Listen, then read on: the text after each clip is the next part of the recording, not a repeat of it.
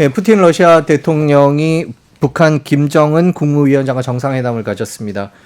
두 나라 모두 미국의 제재를 받고 있는데요. 일단 경제적인 얘기부터 좀 네. 여쭤보겠습니다. 네. 이번에 북한과 러시아가 같이 하려는 거는 뭐라고 봐야 될까요? 경제적인 측면에서는 이제 다방면의 파트너십을 통해서 지금 말씀하신 대로 서방이라든가 유엔의 제재의 틀을 이제 벗어나는 네. 그런 결정을 내리고 있다고 보여집니다. 그 말은 이제 무슨 말씀이냐면은 이런 이제 신냉전화되는 북한 쪽으로는 신냉전을 강조하지만 이제 푸틴 쪽은 이제 다극화 세계 질서를 네. 강조하지 않습니까? 그 질서 내에서의 이제 경제 질서도 이제 달라진다 하는 거를 이제 시사하는 말인데요. 이제 그 중에 하나가 이런 결제 시스템 뭐 이런 것들이 다 포함되어 있는 거죠. 지금 이제 완전히 이제 서방하고의 이제 결별하기는 어렵죠. 네. 또 옛날 뭐 냉전 시대에 뭐 미소가 그 이데올로기적으로 이제 갈라졌듯이 그런 체제, 사회주의 대 자본주의 이런 체제는까지는 안 되고 지금 이제 서방을 한다고 그럴까 하기 위한 단계로 첫째는 이제 무역 거래라든가 이런 그 금융 거래에 있어서 달러를 쓰지 않겠다 네. 하는 건데요. 이건 뭐 러시아만 아니라 중국도 지금 그런 방향으로 나가지 않습니까? 그러다 보니까 이제 러시아가 2014년부터 그 무역 결제 시스템을 그 독자로 개발했어요. 그리고 그것이 이제 SPPF라고 SBFT라고 소위 말하면 금융 메시지 전달 시스템이라는 겁니다. 우리말로 하면은 이제 그걸 통해서 루블화로 결제한다는 겁니다. 중국은 이제 위안화로 결제하는 거고요. 그렇게 함으로써 효과는 이제 두 가지죠. 이거는 이제 달러를 더 안 쓰니까 달러 기반한 어떤 제재에서 피할 수 있는 것 첫째. 두 번째는 어떤 거래가 진행되는지 알 수가 없기 때문에 어떤 비판이라든가 비난을 받을 수 있는 그 꼬투리를 증거를 제공하지 않는데 그런 이제 문제가 될 수 있을 것 같습니다. 지금 북한은 그런 식으로 러시아와 거래를 해본 적이 없었던 건가요? 지금까지 이제 무역 거래가 중국이 이제 거의 뭐 80, 90% 그러니까 러시아는 이제 저희가 쭉 추세를 봐도 특히 2014년 이후에 1억 불이 안 됐어요. 그런데 이제 중국이 한 20억 불 이게 한 8, 90%가 되는 거죠.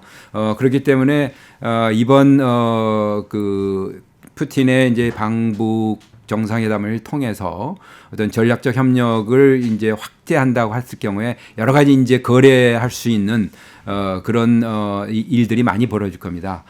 예를 들어서 이제 무기를 생산한 데까지 가면은 여러 가지 이제 재료도 왔다 갔다 해야 할 거고 그 다음에 이제 노동자를 지금 뭐 대거 그 송출할 가능성이 있거든요. 그러면 거기에 따르는 노인 문제 그리고 또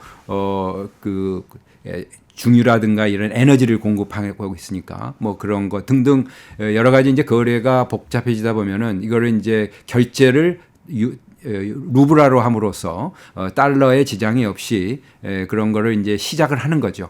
근데 이제 이거는 이 시스템은 사실 2014년에 이제 개설이 됐기 때문에 중국이라든가 또는 중앙아라든가 또는 이제 심지어 유럽, 독일이나 스위스도 합류를 해서 쓰고 있어요. 네. 왜냐하면은 이게 이제 가스를 좀 러시아 가스를 완전히 끊지는 못한 상태이기 때문에 이 러시아 쪽에서 이거는 루블화로 결제해라 이렇게 요구를 한 적이 있거든요. 달러는 안 받겠다. 왜냐하면 달러를 이제 들어오는 순간 이게 차단이 되니까요. 그래서 이제 150여 개의 이제 금융기관이 쓰이고 있는 건데 하여간 이런 체제가 점점 이제 좀 높아질수록 달러의 위력이 아무래도 감소는 될 텐데 이 전체 큰 세계 경제 틀에서 보면은 그다가 아직은 영향력은 많지는 않다 이렇게 평가되고 있습니다. 두 나라 모두 서방의 경제 제재를 받고 있는 상황에서 이렇게 네. 두 나라가 경제 협력을 할 경우에 네. 뭐 방금 말씀해 주신 북한 얘기를 먼저 여쭤보면 북한 경제는 조금 나아질 가능성이 있다고 봐야 될까요? 그렇죠. 왜냐하면 북한 경제가 아까 말씀드린 대로 경제 제재로 인해서 나름대로 이제 자력 경쟁을 합니다. 그러나 이제 이게 한계가 있는 거 아니겠어요? 다시 말해서 식량도 보통 한 600만 톤이 필요하다고 그래요. 근데 뭐 작황 상태가 보면 한 600만 톤보다 훨씬 못 미치는 80만 톤, 70만 톤이 매년 이렇게 부족할 때가 많았는데 네. 그걸 이제 메꾸면서 일단 이제 장마당이라든가 이런 데 이제 풀겠죠. 이제 그런 이제 식량 문제 해결이 될 수가 있고 에너지도 원래 이제 유엔이 한 50만 ton 연간 이걸 제한을 두어놨거든요. 근데 거기에 이제 러시아가 관계없이 그냥 10만 톤을 거의 뭐 가까이 매년 이제 주려고 하고 있기 때문에 그런 에너지 문제도 이제 해소가 네. 되겠죠. 그리고 이제 지금 외교적으로 이제 고립되어 있어서 아무도 거들떠 보지도 않았는데 이제 러시아가 이제 이걸 좀 국제사회 또는 자기들 진영 내에 어떤 회의체라든가 이런 데 초청을 할 겁니다. 네. 가령 이제 브릭스라고 들어보셨을 겁니다만은 이제 BRIC 아니겠어요? 그러니까 브라질, 러시아, 그다음에 인도, 차이나 거기다가 요즘 플러스 좀 몇 개국이 더 들어가 있어요. 네. 그거를 이제 러시아가 이제 주최를 곧 하는 시기가 옵니다. 아마 10월로 제가 알고 있는데 그런 때 뭐 옵서버로 부른다든가 뭐 이런 여러 가지 그 가능성이 열리기 때문에 이건 굉장히 그동안에 북한에 대해서 부과했던 유엔 안보리 제재의 틀이 이제 금이 가는 그런 상황이 이제 발생하는 거죠. 그 오늘 정상회담에서도 보면 북러 정상회담을 다음에는 모스크바에서 하겠다 뭐 이런 발표도 했던데요. 역시 그런 식의 전략이 그러니까 이제 오고 가는 거죠. 서로 이제 왕래를 하면 할수록 거기에 따르는 이제 협력의 진전, 협력의 앞으로의 협의 또는 그 범위 이런 것들이 넓어가기 때문에 서로 왕래를 한다는 그 의미는 앞으로 더 관계가 심화될 수 있다. 그리고 이제 대개 이런 권위주의 국가, 독재 국가들에서 이제 지도자 간의 그 만남이라는 게 굉장히 뭐 다른 나라도 다른 경우도 마찬가지다만은 특별히 의미가 있는 거라고 봅니다. 네, 오늘 또 정상회담을 보면 러시아 측 대표들 중에 뭐 여러 장관들이 같이 합석을 했는데요. 보면은 우주 장관이나 뭐 에너지 장관, 네. 교통 철도 장관 이런 수장들이 참석했다 이렇게 얘기를 합니다. 네. 그거 하나하나 좀 네. 여쭤보고 싶은 게 지난번 김정은 위원장이 러시아 갔을 때도 우주 기지를 가서 그렇죠. 이제 그렇죠. 눈길을 끌었었는데 네. 이 우주라는 거, 협력이라는 거 저희는 이제 미사일 문제가 걸려 있어서 민감한데 어떻게 보십니까? 네, 그거는 뭐 푸틴 자신이 뭐 공개적으로 뭐 우주 발사를 이제 지원하겠다라고 얘기를 했기 때문에 이건 분명히 진행이 될 것 같습니다. 물론 지금 지난번에 발사하다가 이제 지원을 받아서 러시아 받아서 했는데 이게 이제 실패는 했습니다만은 이게 이제 군사 첩보 위성을 통해서 이제 어떤 정찰이라든가 이런 목적도 있지만 이게 일종의 이제 ICBM 아예 이제 대륙간 탄도 미사일에 적용되는 기술과 같이 이게 혼용이 될 수 있는 거거든요. 네. 그렇기 때문에 굉장히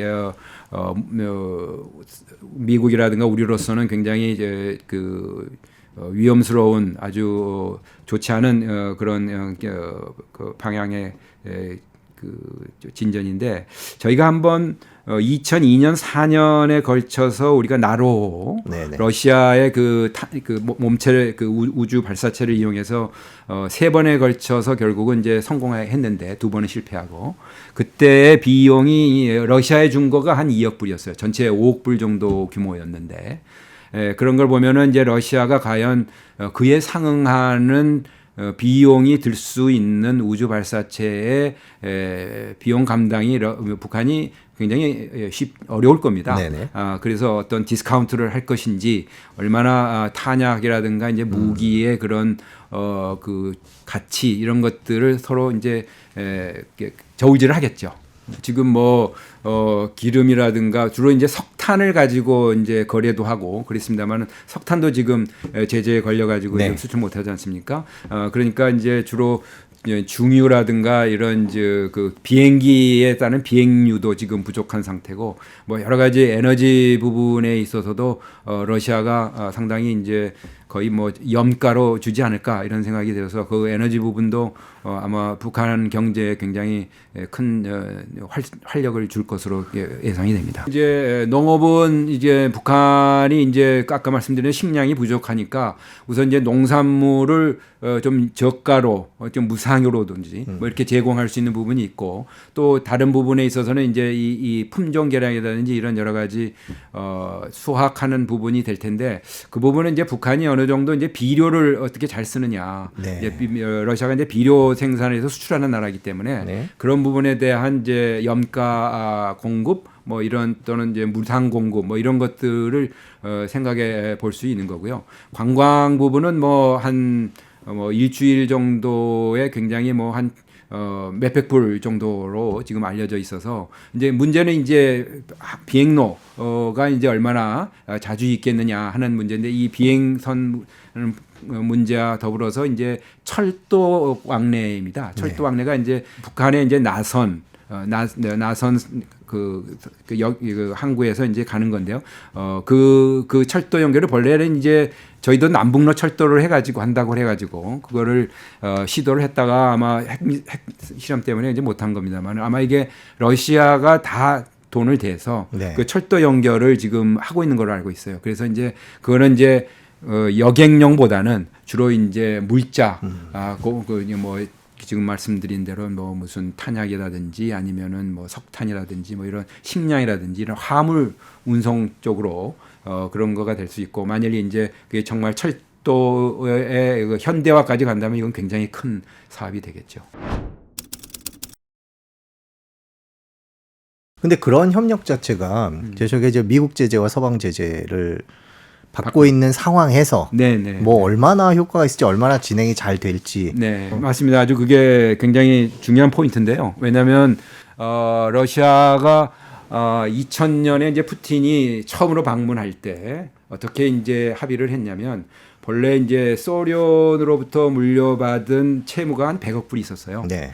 근데 이 100억 불을 북한이 바꿀 것 같지 않으니까 푸틴이 그때 이제 방문을 해서 굉장히 파격적으로 탕감을 해줍니다. 네. 그게 이제 90억 불은 이제 없는 걸로 하자. 그냥 그 탕감해주고 10억 불을 남겼어요. 근데 그 10억 불이 뭐냐면은 그거는 일종의 협력 사업을 하는 시드 종자 자금으로 해놓자. 그래서 그걸 계속 개발하면 그걸로 이제 양국 경제협력이 잘 진행되지 않겠냐 하는 이제 굉장히 의욕적인 그런 네. 발상의 전환이었는데 이게 현실을 반영하듯이 북한 경제라는 게 뭐 시장 경제는 말도 안 되고 뭐 사회주의 제대로 된 경제가 아니지 않습니까? 뭐 이제 일종의 수탈 경제죠. 그러니까 이제 뭐 러시아 기업인들이 당신의 이제 시장 경제를 하면서 들어온 기업들이니까 제가 이제 들락날락하는 기업인들을 가끔 만나면 잘 되냐고 물어보면 아주 얼굴이 울상이죠. 네. 되는 게 별로 없다. 쉽게 말해서 어떤 물품을 제공하고 뭘 대금을 받으려면은 뭐 엉뚱한 걸 준다는 겁니다. 뭐 무슨 광산을 개발해보라든지. 네. 이러니까 뭐 거기서 사업이 안 됐기 때문에 그 10억 불의 종잣돈이 제대로 쓰이지도 못하고 프로젝트가 되지도 못했습니다. 근데 지금 말씀하신 대로 지금 무슨 새로운 시대이기 때문에 뭐 해보겠다는 의욕은 좋지만 실제로 여기에는 러시아가 거의 다 일방적으로 상당한 재원을 투입해야 가능한 게 아닌가? 일단은 뭐 인력 송출 네. 또는 무기 제조 이제 염가 뭐 이런 부분은 가능하겠지만 어느 정도의 이제 제재 분도 있고 한계는 분명히 있을 겁니다만은 뭐 제로에서 뭔가 올라갈 때는 굉장히 많이 올라가죠. 이제 그런 게 좀 눈에 띌 가능성이 있습니다. 네.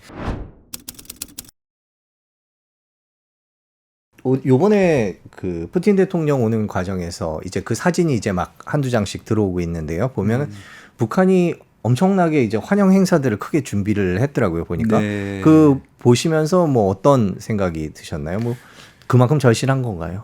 그렇죠. 지금 아까 말씀한 대로 이 코로나 사태 이후에 이렇게 그 강대국 지도자 아마 시진핑도 그 전에 왔지 이렇게 2020년 이후는 아무도 이제 봉쇄했기 때문에 올 수가 없었던 거거든요. 그래서 이제 거의 뭐 첫 강대국 그 지도자가 이제 온 거니까 뭐 김정은 위원장 입장에서는 뭐 이런 사진으로부터 시작을 해가지고 뭐 대대적인 그런 행사를 지금 한 건데 사실 지금 뭐 밤 늦게 거의 새벽 2시 반에 도착했지 않습니까? 그 뜻은 뭐냐면 이걸 너무 공개적으로 뭐 이런 행사를 했다고 이제 푸틴도 조금 저 생각은 좀 그런 것 같아요. 이게 이제 지금 말씀드린 여러 가지 비난과 제재와 또 이런 러시아의 또 나름대로의 위상 이런 것들이 있기 때문에 이제 그런 부분을 조금 좀 이렇게 그 사이를 거리를 둔다고 그럴까? 아마 호남 낫에 왔으면은 뭐 그 굉장했을 거예요. 예, 그런 것들을 감안했던 것 같고 또 이제 그 방문 시간도 거의 뭐 하루가 안 되게 네. 이렇게 축소한 그런 걸 보면은 약간 그 러시아나 푸틴 대통령 입장에서도 이 협력의 그 한계를 어느 정도 좀 생각하고 있는 거 아닌가 하는 추정은 해볼 수는 있습니다. 네. 마침 시진핑 주석 얘기를 해주셨는데 이 북한과 네. 러시아의 밀착에 대해서 중국 생각도 복잡할 것 같습니다. 네, 지금 말씀하신 대로 좀 달갑지 않죠. 왜냐하면 그 북한에 관한 한 중국의 영향력 하에 있는 거고 러시아는 항상 뒤편에 있었던 건데 지금은 거의 뒤바뀌는 상태거든요. 그래서 러시아 러북 관계가 이렇게 커지는 거에 대해서 또 그것이 단순히 커지는 게 아니고 이걸 이제 군사 협력을 통해서 북한의 이제 그 핵 플러스 미사일 능력 이런 게 점점 고도화되면은 당연히 한미일이 대응할 수밖에 없고 네. 한미일이 대응한다면 그것은 또 어떤 중국으로서는 어떤 긴장이라든가 불안정에 대한 이렇게 징후로 볼 수밖에 없는데 또 중국은 지금 어떤 불안정 요소가 생기는 것이 자기들 경제라든가 지속적인 발전에 도움이 결코 안 되거든요. 특히 이번에 뭐 한중 간에도 뭐 차관급도 있었지만은 종전에 한일중 이런 이제 그 정상급 회담을 이렇게 하는 걸 보면은 어쨌든 중국으로서는 뭐 이렇게 경제적으로 자꾸 지속을 해야 미중 경쟁에서도 뭔가 앞으로 더 나갈 수 있는데 이게 이제 점점 그 기회가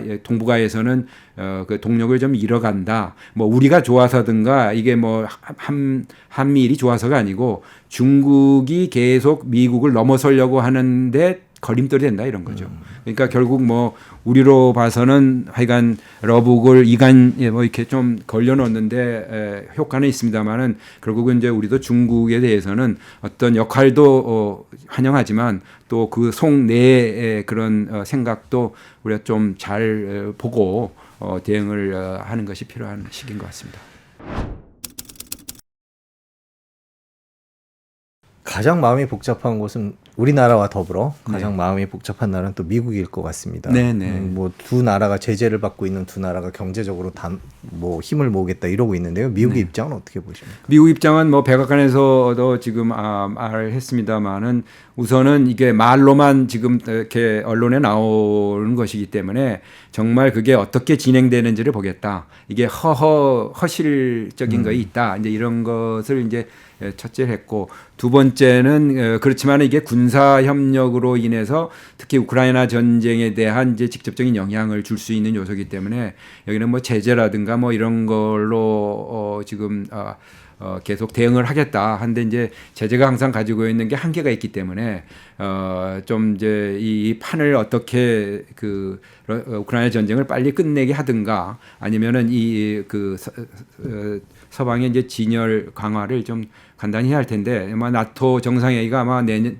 7월에 열립니다. 7월 9일 정도에 와싱턴에서 이제 그럴 때 어떤 결과라든가 발표가 있을지 좀 지켜봐야 할 것 같습니다만은 하여간 우크라이나가 최소한 지지는 않게 하겠다. 뭐 이런 전략으로 나가는 것 같습니다. 우리는 더 복잡하죠. 뭐 우크라이나 대사도 하셨고 러시아 대사도 하셨으니까요. 네. 보면은 이번 북러 정상회담이 우크라이나 전쟁에 미칠 영향, 방금 미국도 그걸 신경 쓴다고 말씀해 주셨는데요. 어떤 영향이 있을 거라고 보고 계세요? 지금 이제 그 우크라이나 전쟁의 이제 장기화에서 러시아가 이 탄약이라든가 이런 물자면에서 이제 뒤지지 않겠다, 밀려나지 않겠다, 뭐 이런 그 효과를 이제 주기 때문에 굉장히 우크라이나 서방 입장에서 보면은 좋은 시그널이 아니죠. 지금 러시아의 그런 약간의 지금 서방 지원이 이제 지연되고 있는 상태에서 상당히 지금 전세를 지금 역전시키려고 하고 있는데 완전히 이거를 다시 덧박을 정도로 러시아도 지금 병력이라든가 또는 이제 그 여러 가지 이제 전략상의 이런 그 우크라이나 전선을 다 이렇게 영향을 줄 만큼 여유롭지는 않아요. 그렇기 때문에 일단은 장기화로 가는데 어떤 탄약이 부족했다든가 미사일 부족했는 데 대한 메꿈을 충족해 줄 수 있는 그런 여력을 갖추게 됐다는 데에서 굉장히 그 부정적인 그런 영향을 줄 수 있고요. 지금 서방은 그에 대응해서 뭐 앞으로 10년간 지원할 수 있는 뭐 또는 러시아의 그런 지금 압류된 그 3천억 불의 그런 중앙은행 그 자금을 이자분을 뭐 한 500억 불을 매년 각출을 하든지 일정 기간 동안 우크라이나에 복구 비용해 주겠다. 뭐 이런 식의 서로 지금 물량 그 확보 네. 싸움에 지금 들어가고 있는 상태입니다. 자, 마지막으로 이번 회담으로 인해서 이 한반도를 둘러싼 네. 곳에 이제 네. 한미일 북중러 네. 이 갈등이 더 심해지는 것 아니냐, 또 네. 우리나라는 어떻게 해야 되냐 이런 얘기들이 네. 많이 나오는데요. 개인적으로는 어떻게 보십니까? 그러니까 이 지금 그 한미일 대 남북러 이거는 김정은 위원장이 제일 좋아하는 그런 포맷입니다. 네. 그러니까 우리는 이걸 가급적이면은 이런 상황이 나오지 않도록 해야 하는 건데 그거는 뭐 한미일은 물론이고 중국도 원하지 않는 거고요. 러시아는 지금 좀 왔다 갔다 하는 것 같아요. 어쨌든 그렇기 때문에 이런 그 대립 갈등 구도를 만들지 않도록 우리가 여러 가지 그 노력을 해야 한다는데 우선 방점이 주어져야 할 것 같고요.